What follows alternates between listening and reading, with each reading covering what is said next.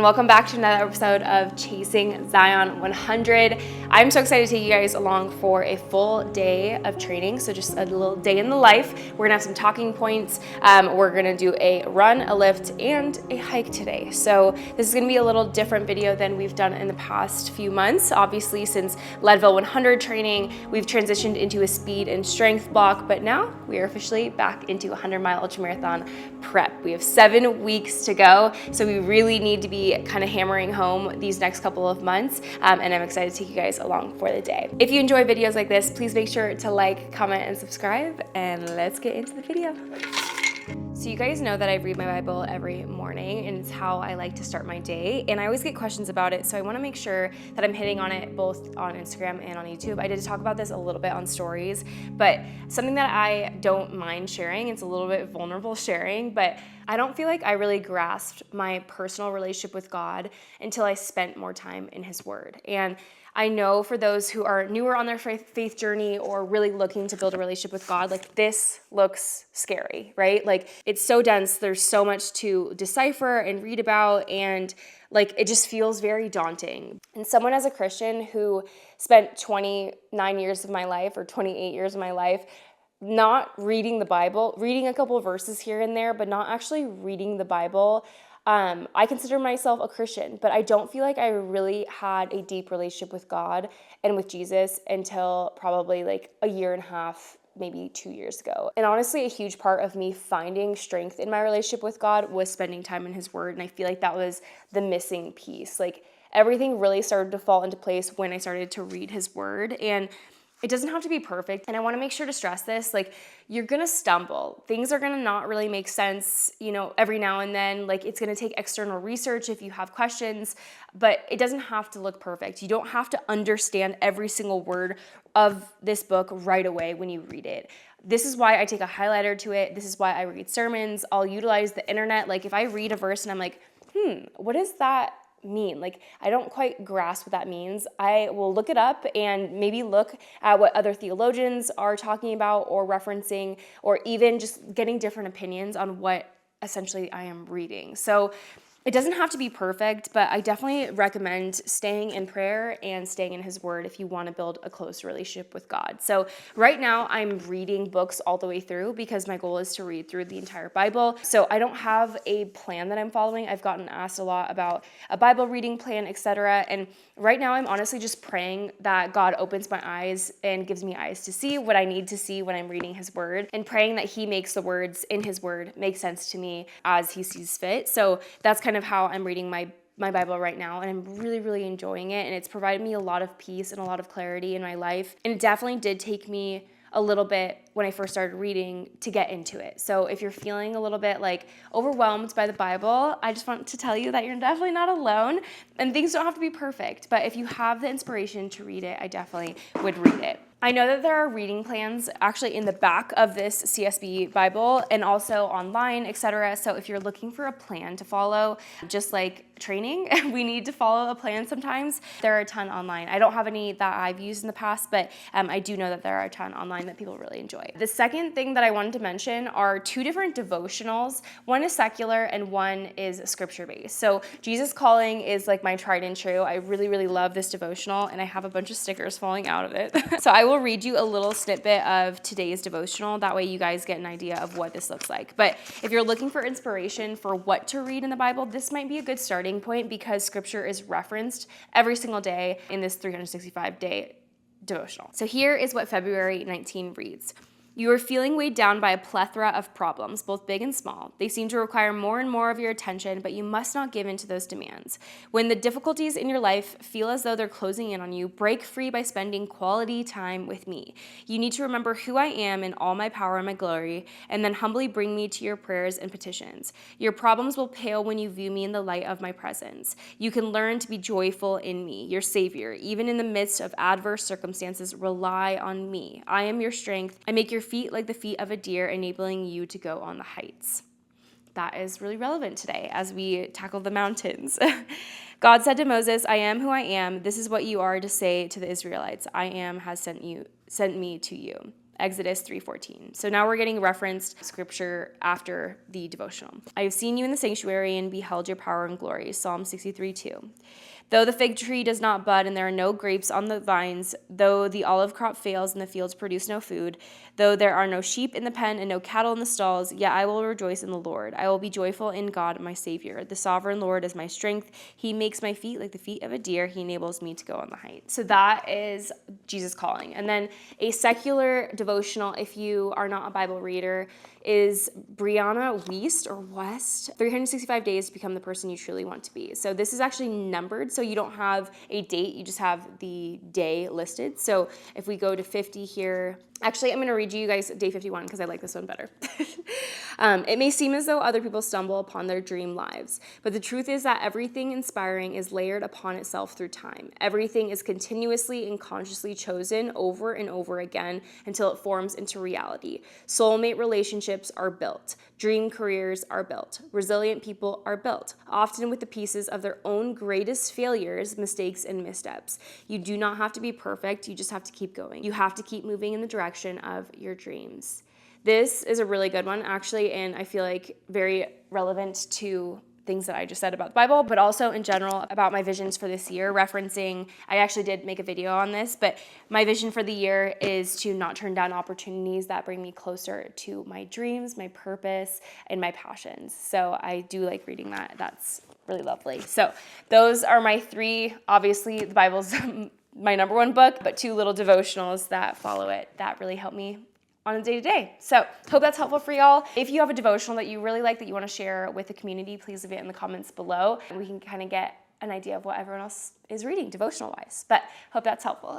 Something that I have been really good about recently is holding off on my, don't mind Birdie barking in the background, is holding off on my caffeine until a little bit over an hour later. So I actually was curious to see if you guys would be interested in seeing like me trying Andrew Huberman's morning routine or something like that, because I do really like a science-based routine. And in general, I think Andrew Huberman is awesome, but he actually talks heavily about how delaying caffeine can really help us in general with our circadian rhythm. So I'm not someone who sleeps very well. Like, admittedly, I, especially like during my time in the Army, I slept absolutely horrifically, like maybe 2 hours a night. And then just as an adult, I just feel like I've struggled with my sleep. So I do a really great job of not drinking caffeine later in the day. Like after 1 p.m., it's just no caffeine for me. But something that I don't do very well is holding off on my caffeine when I first wake up. So I woke up at 6:30 today. It is now almost 8:15, so almost 2 hours later, and now I'm having my caffeine. So my hope is that I can drink like a solid 20 to 40 ounces of water before getting caffeine in, and I do feel like that's helped me, and then also get a little bite to eat before caffeine as well. So yeah, let me know if you want to see a Andrew Huberman video, because I think that would be kind of fun to do. So water is heating up. I'm actually going to show you something kind of weird. I feel like I'm exposing a lot of things. I'm showing you guys something that I do backpacking, but I'm also testing this out on my gut, because I've done Leadville 100 where I've had Celsius like full bottles, but I didn't utilize the packets. I've used packets in mountaineering before, and then also just in general, like I've used packets in backpacking, etc. Like anytime I go camping, I bring these packets, but I want to test it out for my running. So I'm going to be having half of a Celsius packet, and these are actually cheaper than getting the bottles. So more convenient and then also cheaper. So I'm going to have half, which ends up being 100 milligrams of caffeine. So not a ton, but yeah, I'm going to test that out on the gut today after drinking a little bit more water. So cheers.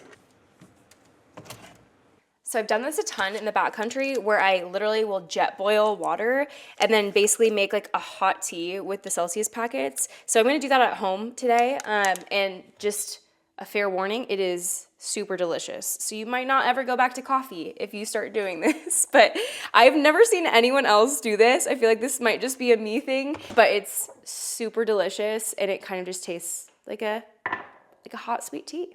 Delish. So for breakfast this morning, just a really light breakfast before I go run, I'm going to have 2 eggs just to get some protein in before I have my caffeine. And then I'm also going to have a Go bar. So we're about an hour and a half before I start my run. And then an hour, so in about half an hour, I'm going to make my G1M. So you guys know I take it every single time that I run. I feel like a broken record, but I'm gonna take 2 scoops of G1M before my run as well. So making sure that we're training fueled. If you're new here, we do not train fasted, we train fueled, we eat for performance. This has been like so top of mind recently, and it might stem from like triggering things from my past, but I think it's really interesting how many people think that eating for performance means that you look incredibly super duper ripped and lean. And I'm just gonna be honest here, like if you are a prisoner to food, you are not eating for performance. If you cannot, go 30 minutes past your meal time to eat, like you are a prisoner to food. You're not eating for performance. Like you might think that the food that you're eating is eating for performance, but your attachment to food is not performance related. It is looks related. I've said this before on here, but I'm just not the type of gal to like show my body off and then be like, here's what I eat in the day and here's the prescription to how I eat based on how I look, because it's just not my style. That's not my goals. And in general, I feel like us as athletes, we need to be real to our audience about how we're eating and what that means for performance. And yeah, I'm just not someone who wants to promote under eating or overtraining. And obviously, like I'm training for a 100-miler, which is a crazy, crazy feat. And it takes a lot of training to accomplish something like that. The number one thing that I am not gonna do is underfuel my body because I wanna have a 6-pack. Like, I don't know. I could go on. I feel like I'm rambling, but yeah, we're gonna have 2 eggs before I do anything else, before I have caffeine, before I eat any other additional carbs. This is what we're gonna have for brekkie. So let's cook her up.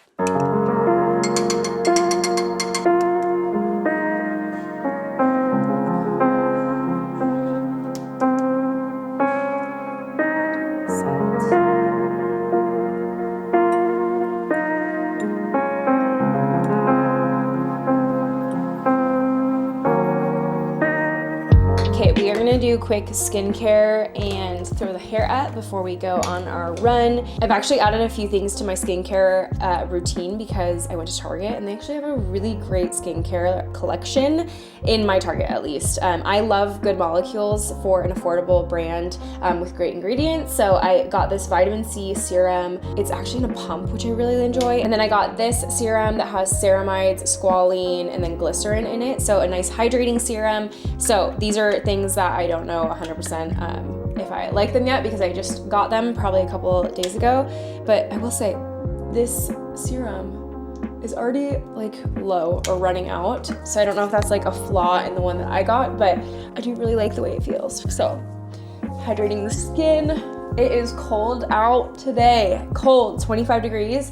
So we're gonna make sure that the skin is super hydrated before we go out and about. So you guys have seen me do like my makeup and skincare, and it's all focused on hydration. So now we're gonna go in with that vitamin C serum. And once again, I love that it has a little pump. I feel like that is so awesome, especially for like a more affordable brand. And then we're gonna go in with my tried and true. This has been a huge favorite of mine. I've refilled it now multiple times. This is the Versed Press Restart Gentle Retinol Serum. So once again, has a little pump.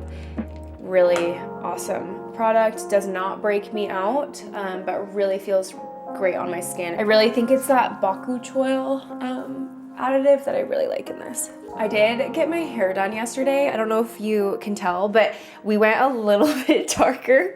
I also kept my root and also dropped my, essentially just like lightened up the root because I am going to try and grow my hair and have a little bit more of a healthy hair journey. I do bleach my hair, obviously, which does not make your hair healthy by any means, but I want to kind of go into a little bit more of a lived in look for the spring and for the summer, just so I don't have to be on like an every 8-week hair schedule because it is a lot to manage. But yeah, we just basically yesterday dropped up a little bit of the highlight and then kind of blended everything. And then we went with a darker tone. So I made a joke because I looked in the mirror and I was like, oh my gosh, I am basically brunette. Like, just a joke. Anyone who's blonde understands that when you go even just a little bit darker, you're like, oh my gosh, I am brunette. And I do feel like that when I look in the mirror. So it's a little different. Let me know if you like the hair. It's definitely more than my last session. It's definitely a lot more like maintainable. We went quite a bit brighter last time and I kind of knew that it was going to be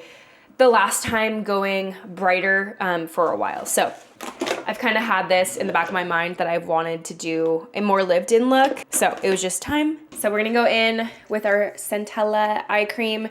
Showed you guys this in that 45-minute video that we posted. This is our Korean skincare affordable eye cream that also has that Baku choil in it, but I really like it. I'm gonna continue to get ready and do some light makeup, and I will catch you guys when I am dressed. So this is what the finished looks like. I gotta figure out what I'm wearing today because it's cold. It's cold, but I kinda wanna look cute. I've been trying recently to wear a little more color. You guys are gonna see me in all black, I bet you. But we'll see what I'm wearing. I need to actually get in the car and pop over to Brennik because I just did a little story and it took me a little bit too long. But yeah, I will see you guys at the trailhead. I'm gonna figure out exactly how many miles I have today, do some calculations, and I will just see you guys at the trailhead with Brennik. Yay!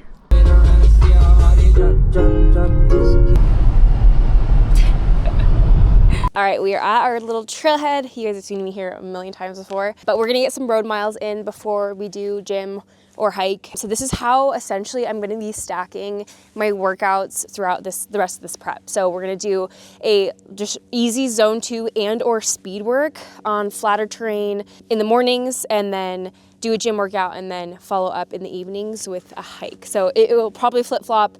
You know, I might do my hike in the morning or gym in the morning, etc., mix things up. But in general, this is what I've found really works for me from my energy levels, what I'm feeling like in the day, etc. So we will do speed work, obviously, in the mountains as well, but we just got some snow, so it's pretty sloppy out there. So hitting the road in the mornings, I think for me just works really well. So gonna pop my shoes on. I always wear the SE trainers from New Balance or the 1080s from New Balance for my easy runs, kind of mix those up every now and then. But in general, I'm a New Balance gal. You guys have found that to be true as far as road shoes go. So I'm still narrowing down what I'm gonna wear on trail. I don't like New Balance for trail, so we'll see kind of what I end up in. We're gonna shoot for probably around 8 miles today on the road and then finish up the miles on the trail a little bit later.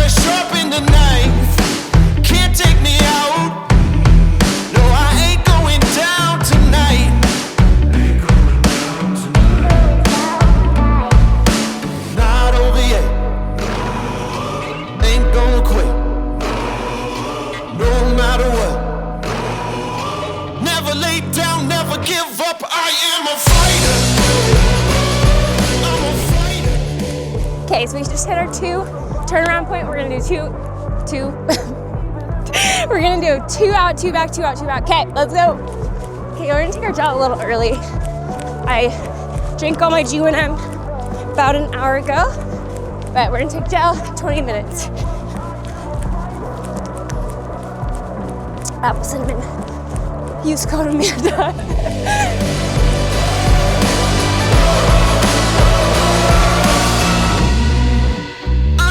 Attack, skies going black, sirens are sounding, I'm screaming, I'm shouting, I'm breaking the silence at last. This is my life, and I'm coming to take it back.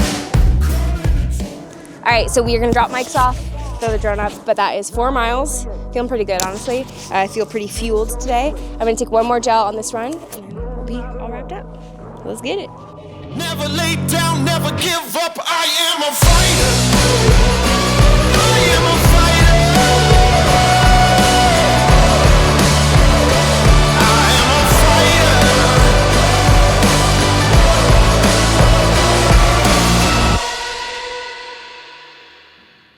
All right, right, y'all, 8 miles is complete. We actually did 8:01 with an average pace of 7:52. So that is gonna wrap up the road running portion of today's video. We're gonna actually head to the gym pretty quick here so I can get to a 1 o'clock meeting that I have, but I'll take you guys through a quick gym workout. We're gonna do some upper body as well as just some what I call like maintenance trail exercises. So I'll walk you guys through a few of those and I'll catch you guys there. So I'm gonna actually, wait, hold on. On the way to the gym, I'm gonna have a go bar because I need to fuel in between my sessions. So gonna have a go bar on the way to the gym, but now I will see you guys there. I'm spending money like I just got paid. $100 bills, tell them keep the change. Come on.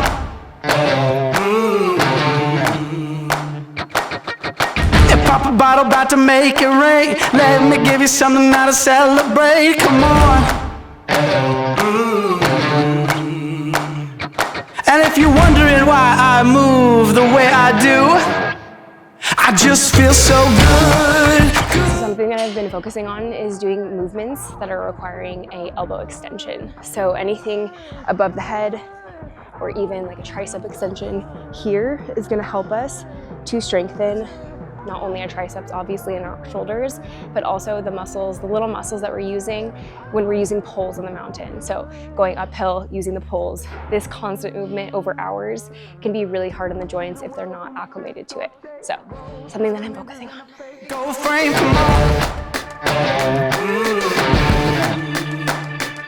Playing old rock songs on an air guitar, posing for your picture like a superstar. Yeah, come on.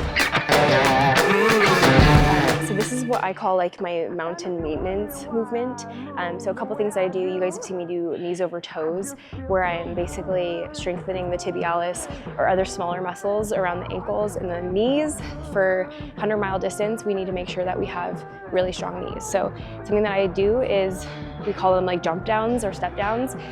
So essentially I'm taking a platform, standing on top of it, and literally just jumping down. So that repetitive motion is hard on the knees, which then therefore makes the knees more resilient by becoming more accustomed to it. So I'm gonna do like 20 of those right now.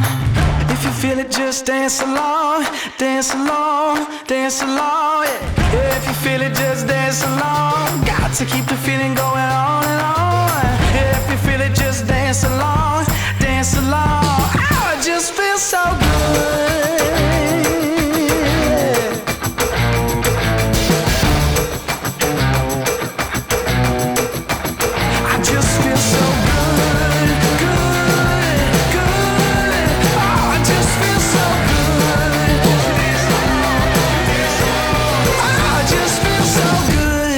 All right, y'all, that wraps up today's workout. We're gonna go home, eat some food, and then get ready for a hike.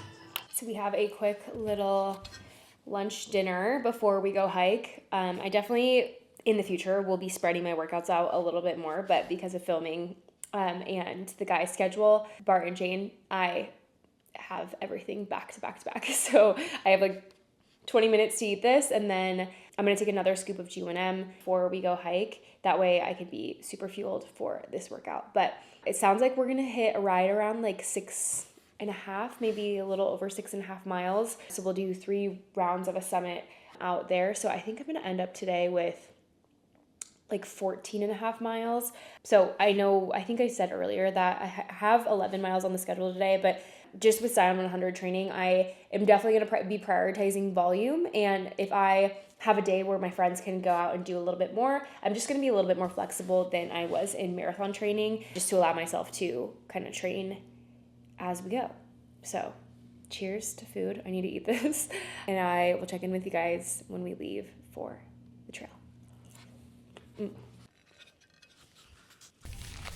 All right, so we made it to the trailhead. The guys are using the bathroom right now, but we're gonna do 3 loops of the Y, which is just 1,000 feet of climbing within 1 mile. So round trip, I think it's like 2.3 miles. So we're gonna do a couple of different laps on this, but stoked to get it. It's pretty chilly. I said that earlier too, but it's chilly. We've got lap 1 done. Shane's over there peeing. This is the top of the Y.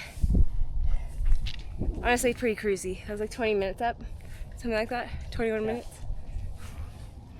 There's Shane. What were you doing over there? Peeing.